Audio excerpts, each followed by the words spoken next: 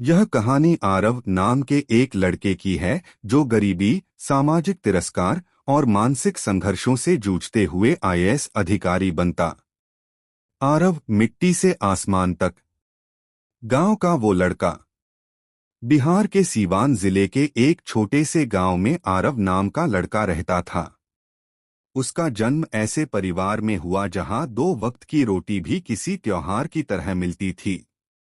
पिता ईंट भट्टों पर मजदूरी करते थे और माँ खेतों में काम करती थीं।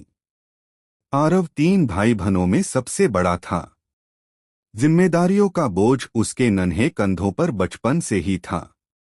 घर की हालत इतनी खराब थी कि बरसात में छत से पानी टपकता था और सर्दी में खिड़कियों की दरारों से ठंडी हवा हड्डियों में चुभती थी। लेकिन इन सब के बीच आरव की आंखों में एक सपना पल रहा था, अफसर बनने का। वह गांव के सरकारी स्कूल में पढ़ता था। स्कूल की इमारत जर्जर थी, लेकिन वहां की लाइब्रेरी में रखी पुरानी किताबें आरव के लिए किसी खजाने से कम नहीं थीं। उसके पास अपनी कॉपी नहीं थी, तो वह पुराने अखबारों के खाली हिस्से पर अभ्यास करता था। बस्ता नहीं था, तो प्लास्टिक की थैली में किताबें रखकर लाता था। लोग कहते थे, इतनी पढ़ाई करने से क्या होगा, बाप की तरह मजदूरी ही करनी है। लेकिन आरव कहता, मैं बड़ा आदमी बनूंगा, अफसर बनकर दिखाऊंगा।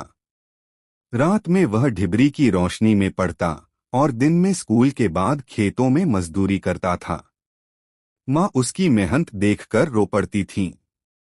वे जानती थीं कि उनका बेटा कोई मामूली सपना नहीं देख रहा। पहले संघर्ष की दस्तक।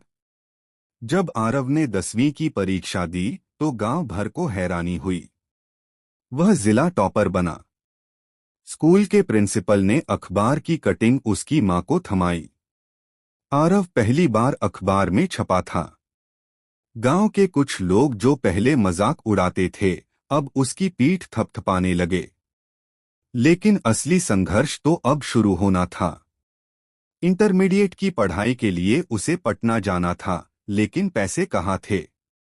उसने खुद ही निर्णय लिया कि वह गर्मी की छुट्टियों में ईंट भट्टे पर मजदूरी करेगा। 14 घंटे की कड़ी मेहनत के बाद उसने करीब 8,000 रुपए जोड़े। उसी पैसे से वह पटना पहुंचा। पटना में उसने एक सस्ते हॉस्टल में जगह ली। दिन में कॉलेज जाता और शाम को ट्यूशन पढ़ाता। उस पैसों से वह अपनी फीस, खाना और किताबें खरीदता। धीरे धीरे उसने यूपीएससी की तैयारी शुरू की। उसने यूट्यूब से वीडियो देखने शुरू किए, पुराने टॉपरों के नोट्स मंगवाए और खुद की रणनीति बनाई। लेकिन मुश्किलें कम नहीं थीं। एक समय ऐसा भी आया जब उसे भूखे पेट पढ़ाई करनी पड़ी। कई बार हॉस्टल की बिजली कट जाती तो वह रेलवे स्टेशन जाकर लाइट के नीचे पड़ता। पहली हार हौसला नहीं। 3 साल की कठिन पढ़ाई के बाद आरव ने पहली बार यूपीएससी आईएएस प्रीलिम्स में बैठने का फैसला किया। उसने दिन रात मेहनत की थी, हर टॉपिक पढ़ा, हर टेस्ट पेपर हल किया। लेकिन जब परिणाम आया तो उसका नाम लिस्ट में नहीं था। एक क्षण को आरव की दुनिया जैसे थम गई। उसे यकीन नहीं हुआ। उसने सोचा, मैंने इतना कुछ किया, फिर क्यों नहीं हुआ। उसकी आंखों से आंसू निकल पड़े, लेकिन उसने खुद को संभाला। उसने दीवार पर लिखा, हार सिर्फ एक संकेत है कि तुम्हें और बेहतर करना है, रुकने का बहाना नहीं। उसने खुद को फिर से तैयार किया। इस बार पहले से ज्यादा अनुशासन और समर्पण के समाज का दबाव। अब आरव 24 साल का हो चुका था। घर वालों और गांव वालों का दबाव बढ़ने लगा था। अब तक अफसर नहीं बना तो क्या अब बनेगा। कितना पढ़ेगा ये लड़का। शादी करा दो, काम धंधा पकड़ाओ। आरव चुपचाप सब सुनता। लेकिन उसके मन में आग थी। दूसरे प्रयास में वह प्रीलिम्स निकाल गया। फिर मेंस में भी पास हो गया। लेकिन इंटरव्यू में पैनल के एक सदस्य ने ताना मारते हुए पूछा। गांव का लड़का है, अंग्रेजी इतनी अच्छी नहीं, बड़े शहरों के बच्चों से कैसे मुकाबला करेगा? आरव ने मुस्कराकर जवाब दिया, सर, मैंने ढिबरी की रोशनी में पढ़ाई की है, उन लोगों की चमचमाती ट्यूब लाइटों में नहीं। अगर मैंने यहाँ तक आकर खड़ा हो गया हूँ तो आगे भी रास्ता खुद बना लूंगा। पूरे पैनल ने तालियां बजाईं, लेकिन अफसोस, मेरिट लिस्ट में उसका नाम बस 2 अंक से रह गया। शानदार। अब मैं प्रेरणादायक कहानी आरव मिट्टी से आसमान तक का अगला भाग दे रहा हूँ। अभी तक हमने लगभग 2700 प्लस शब्द कवर कर लिए हैं। यह भाग कहानी को निर्णायक मोड़ पर ले जाता है। आरव की सबसे कठिन परीक्षा और उसकी अंतिम कोशिश। आखिरी दाव, आर या पार। तीसरी बार की हार के बाद आरव टूट चुका था। यह वही परीक्षा थी जिसमें उसने अपनी जिंदगी के 6 साल झोंक दिए थे। दोस्त नौकरी कर रहे थे, कुछ की शादी हो चुकी थी। माँ ने एक दिन कहा, बेटा, अब अगर तू कहे तो हम गांव में ही कोई छोटी दुकान खोल लें, तू भी कुछ काम करने लग जा। आरव चुप था। उसकी आंखें नम थीं, लेकिन दिल अभी भी बुझा नहीं था। अगली सुबह उसने आईने में खुद को देखा और कहा, या तो अब बनेगा अफसर या मरते दम तक कोशिश करता रहूंगा। उसने एक पुराना महात्मा गांधी का पोस्टर दीवार पर चिपकाया, जिस पर लिखा था, पहले वो आपको नजरअंदाज करेंगे, फिर आप पर हंसेंगे, फिर आपसे लड़ेंगे और फिर आप जीत जाएंगे। तैयारी का अंतिम युद्ध। इस बार की तैयारी अलग थी। उसने एक कोचिंग संस्थान में जाकर काम करना शुरू किया, रिसेप्शन पर बैठता और खाली समय में लाइब्रेरी में पढ़ता। उसने अपनी कमजोरियां पहचानी। उत्तर लेखन सुधारने के लिए हर दिन एक उत्तर लिखता और किसी वरिष्ठ से चेक कराता। अंग्रेजी सुधारने के लिए अखबार जोर से पढ़ता और बोलने का अभ्यास करता। उसने एक गीली दीवार पर कागज चिपकाकर टाइम टेबल बनाया और कसम खाई, हर दिन कम से कम 10 घंटे पढ़ाई। वह टीवी, सोशल मीडिया, त्योहार सब कुछ त्याग चुका था। यहाँ तक कि वो दिवाली की रात भी पटना की लाइब्रेरी में बैठा था, जहाँ बाकी सब पटाखे चला रहे थे। अंतिम परीक्षा। आखिरकार वह दिन आया, यूपीएससी प्रीलिम्स, फिर मेंस और फिर इंटरव्यू। इंटरव्यू के दिन उसे देखकर पैनल में बैठे वरिष्ठ सदस्य ने मुस्कुराकर पूछा, आरव, पिछली बार तुम्हें 2 अंक से क्यों पीछे रहना पड़ा? आरव ने आत्मविश्वास से जवाब दिया, शायद इसलिए ताकि मैं इस बार 2 कदम और आगे बढ़ सकूं। पूरा पैनल हंस पड़ा, सकारात्मक हंसी।